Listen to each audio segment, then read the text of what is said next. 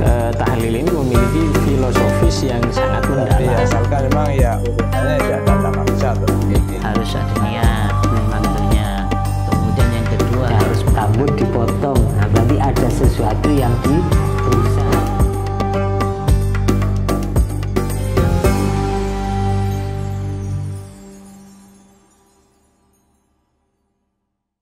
Assalamualaikum warahmatullahi wabarakatuh. Sahabat IAS Media dan para pemirsa dimanapun Anda berada, senang sekali saya bisa mengudara untuk menyapa para pemirsa sekalian dimanapun Anda berada. Sebagaimana biasa, saya akan mengajak para pemirsa untuk menyimak obrolan kami berkenaan dengan hal-hal yang aktual yang banyak terjadi di sekitar kita. Tentunya dikemas dengan obrolan yang menarik dan syarat akan ilmiah. Sudah hadir di tengah-tengah kita yaitu narasumber kita pada kesempatan kali ini, yaitu Ustadz Maliji Ismail. Terlebih dahulu mari kita sapa beliau. Assalamualaikum Ustadz. Waalaikumsalam warahmatullahi wabarakatuh. Alhamdulillah. Bagaimana punya kabar Ustaz? Alhamdulillah baik. Kemarin sudah berjumpa, kita sekarang berjumpa. Alhamdulillah. Mudah-mudahan terus sehat Ustaz. Alhamdulillah. Ini Ustaz, ada pertanyaan Ustaz berkenaan dengan sholat berjamaah. Kita tahu bahwa sholat berjamaah ini fadilahnya sangat banyak sekali dan pahalanya sangat luar biasa sekali Ustaz. Ya. Namun pertanyaannya, apakah ada Ustaz udzur-udzur yang memperbolehkan seseorang untuk meninggalkan sholat berjamaah Ustaz? Seperti itu. Oh ya. Terima kasih. Bismillah, alhamdulillah.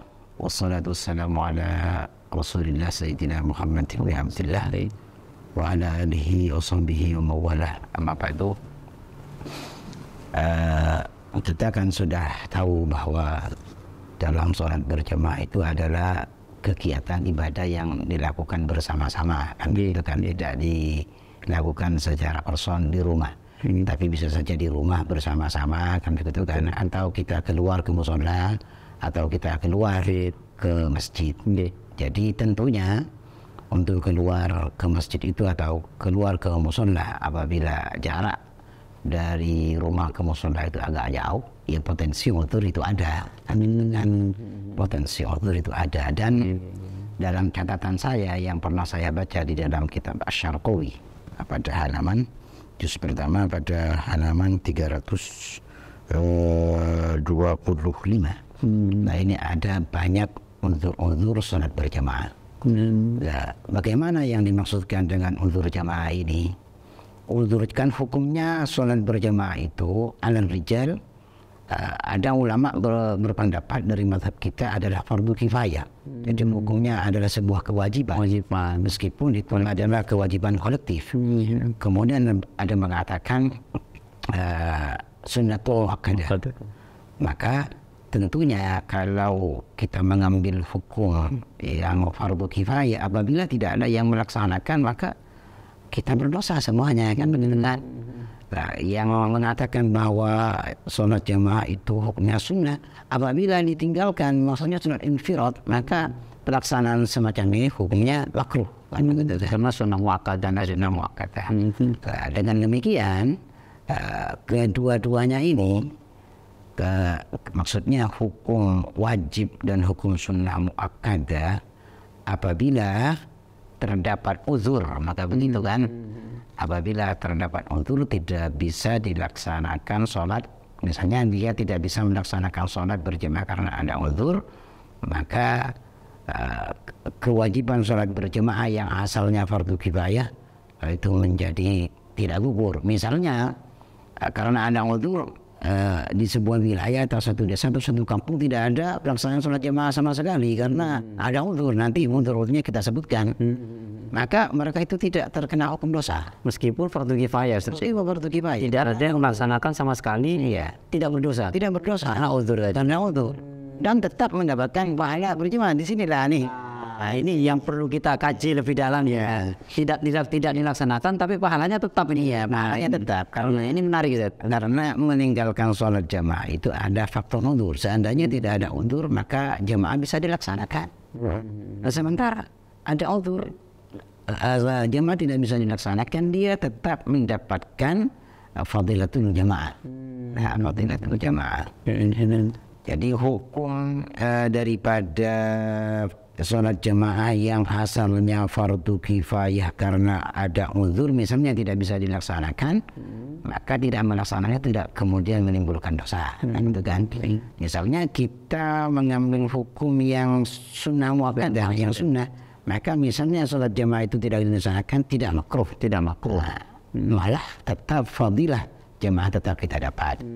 Nah, sekarang kita apa namanya masuk pada seperti apa uzur-uzur yang itu yang menarik itu ya ini uzur-uzur yang dimana seseorang bisa meninggalkan sholat berjamaah tapi tetap mendapatkan pahalanya. Kok kedengarannya kok sepertinya kok enak begitu ya. Iya. Di sinilah perlunya kita tahu. Betul. Pertama yang disebutkan dalam kitab Asy-Syarqawi ya, yang pertama adalah wal-a'zarul madhkurah yang disebutkan dalam kitab tersebut. Satu adalah madharun syadid. Jadi madharun syadid itu dibatasi sebetulnya, ada tahdid dari ulama ya.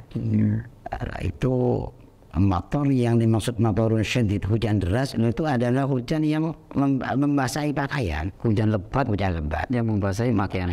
Artinya kalau tidak lebat kan tidak basah pakaian kita, kan gerimis namanya ya. Jadi apabila pakaian yang kita pakai menuju masjid itu menjadi basah, maka itu termasuk uzur berjamaah. Misalnya dalam suatu daerah karena hujan lebat sehari penuh sampai tidak bisa melaksanakan sholat zuhur berjamaah, kosong masjid misalnya karena hujan lebat, maka mereka itu yang tinggal di kampung itu tidak kena hukum berdosa, kan begitu kan? Hanya dapat mendapatkan pahala berjamaah. Dan dari itu sholatnya dilaksanakan di rumah masing-masing. Tapi ada catatan, tidak kemudian dilaksanakan sendirian di rumah kemudian mendapatkan pahala 27 sama dengan sholat jamaah meskipun sholat sendiri. Ada catatannya nanti. Tidak seperti itu. Kita sebutkan kita bahas yang udur-udur saja. Udur-udur dulu ya. Yang pertama adalah madharun syadid, hujan lebat ya, hujan yang ukurannya adalah yabulus taubah. Yang kedua adalah al-wahal. Al-wahal itu banjir. Artinya banjir yang sampai mengotori kaki-kaki ya. Kan kita itu yang sandal kita ya. Becek Ustaz ya? Becek ya. Beletok bahasa Jawa ya. Atau letuk bahasa Maduranya gitu ya. Itu letuk ya. Maka itu termasuk uzur juga. Uzur ya. Becek itu ya uzur meninggalkan jamaah. Untuk meninggalkan jamaah. Iya. Karena kadang-kadang kan orang itu peduli pada kebersihan. Betul. Emang sudah orang seperti itu ada. Ada memang tidak peduli sama sekali. Sampai mungkin 3 hari tidak mandi kan.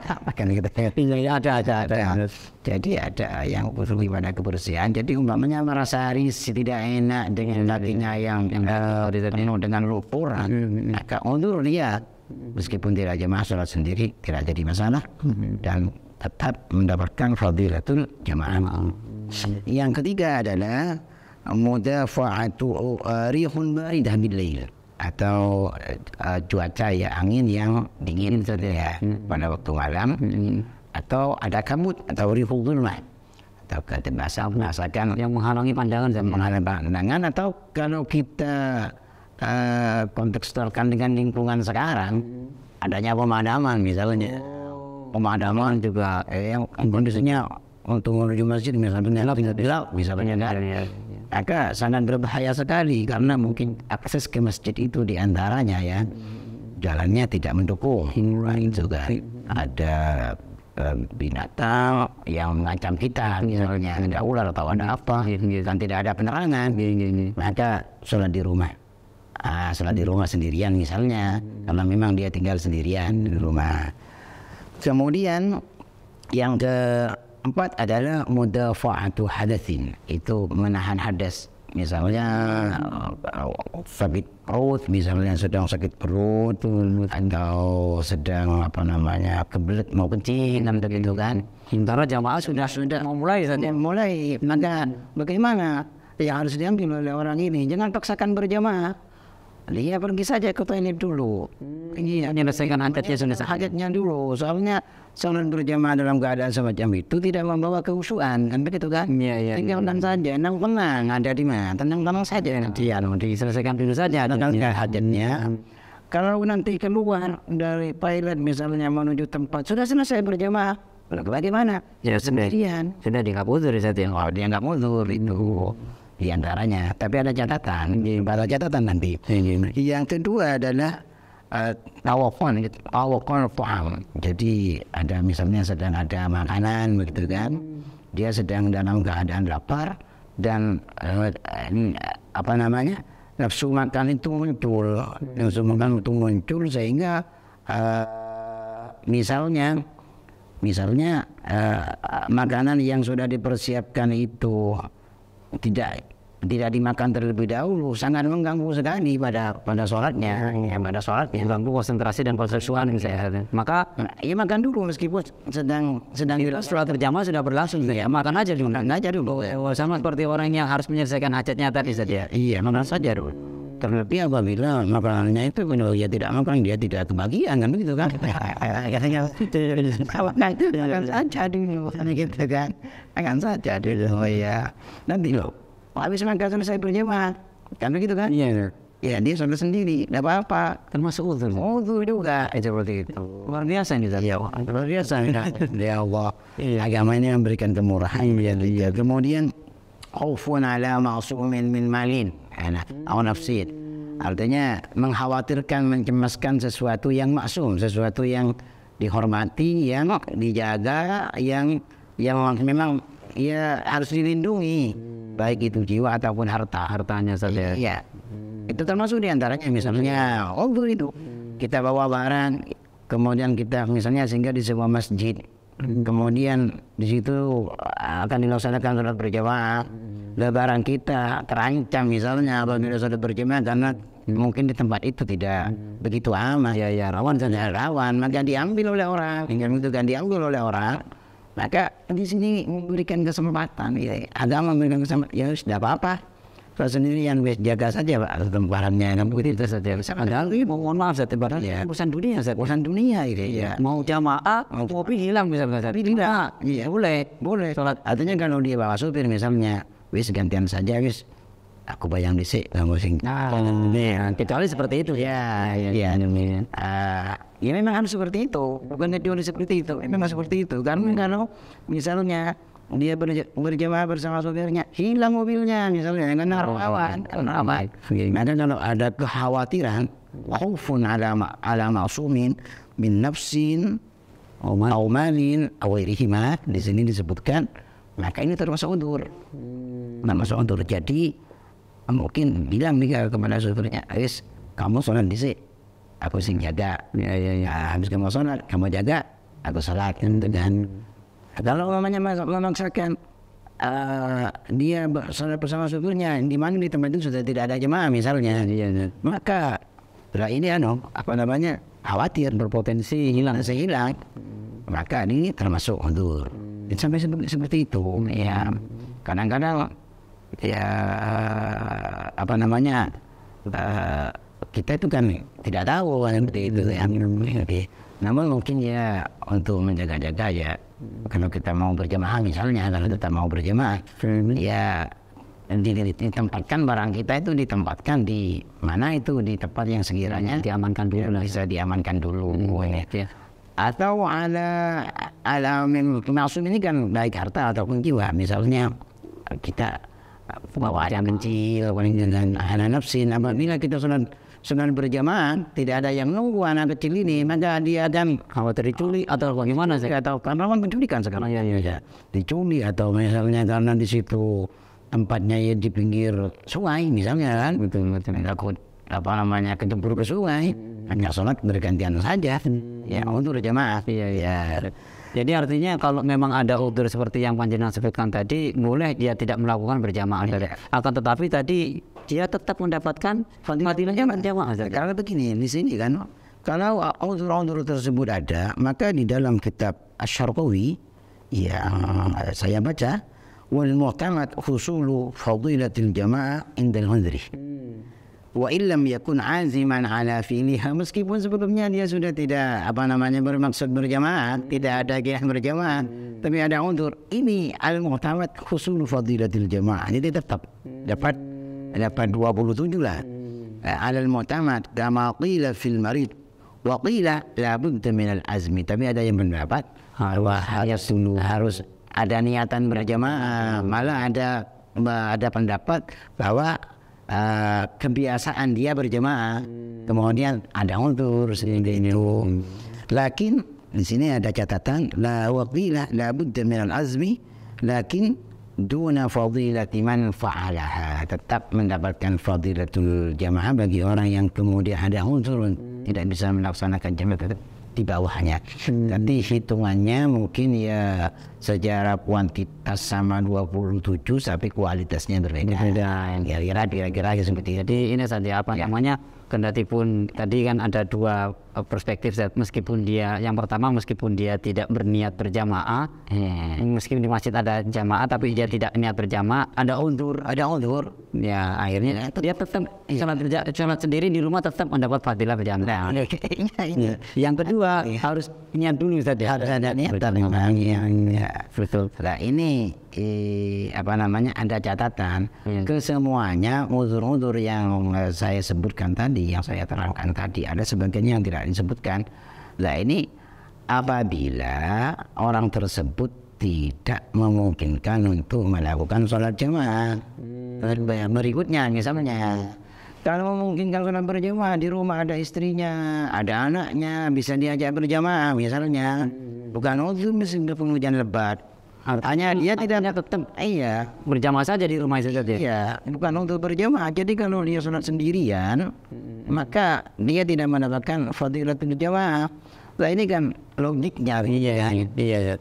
Berjamaah itu adanya pelaksanaan berjamaah itu dilakukan hanya sekali, dilakukan hanya sekali, berikutnya tidak ada. Sholat ini jamaah subuh ini hanya satu kali. Tidak ada jamaah lagi. Tidak ada jamaah berjamaah setelah itu. Mungkin bagi orang-orang yang punya uzur sebagaimana uzur yang telah saya sebutkan tadi, maka dia tetap mendapatkan fadilatul jamaah meskipun sholat sendirian. Apabila memungkinkan, misalnya habis sholat duhur kan, kalau seperti di masjid di daerah kita ini habis sholat berjamaah pertama, kalau agak ramai kan, agak ramai, maka ada saja berikutnya ya harus nunggu.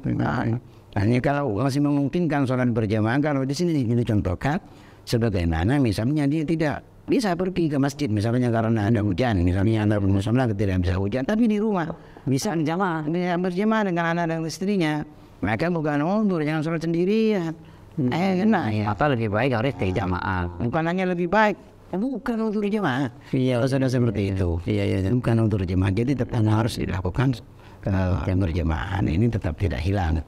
Hukum fardu kifayahnya tidak hilang, hukum sunnah muakkadahnya tidak hilang apabila masih memungkinkan. Jadi saya ingat tergambarlah bayangan saya ini adalah seperti jemaah di era Rasulullah dan era sahabat ini. Hanya pelaksanaannya sekali karena memang mereka itu melaksanakan di awal waktu kan, begitu kan? Betul. Berikutnya tidak. Dan setelah jamaah sudah tidak ada jamaah lagi. Tidak ada jamaah 24 jam, enggak ada. Ada jamaah 24 jam. Beda dengan zaman kita sekarang ini saja. Jamaahnya berkali-kali. Jadi jamaah Isya mulai dari habis Isya sampai subuh tetap ada berjamaah. Ini menunjukkan bahwa di situ ada orang sholat yang di awal waktu, di waktunya di akhirnya, bukan uzur. Jadi kalau memungkinkan untuk mereka yang disebutkan barusan ada uzur, memungkinkan untuk berjamaah, maka yang disebutkan barusan itu bukan uzur. Kira-kira seperti itu. Itu yang bisa saya sampaikan melalui penjelasan yang ada dalam kitab Asy-Syarqawi. Baik, terima kasih Ustaz atas penjelasannya. Mudah-mudahan menjadi tambahan informasi yang bermanfaat untuk kita semua. Baik pemirsa, itulah tadi obrolan saya dengan Ustadz Maliji Ismail yang menjelaskan tentang uzur-uzur sholat berjamaah. Sudah dijelaskan oleh beliau panjang lebar tadi. Mudah-mudahan menjadi tambahan ilmu yang bermanfaat dan barokah untuk kita semua. Dari kami kurang lebihnya mohon maaf. Assalamualaikum warahmatullahi wabarakatuh. Waalaikumsalam warahmatullahi wabarakatuh.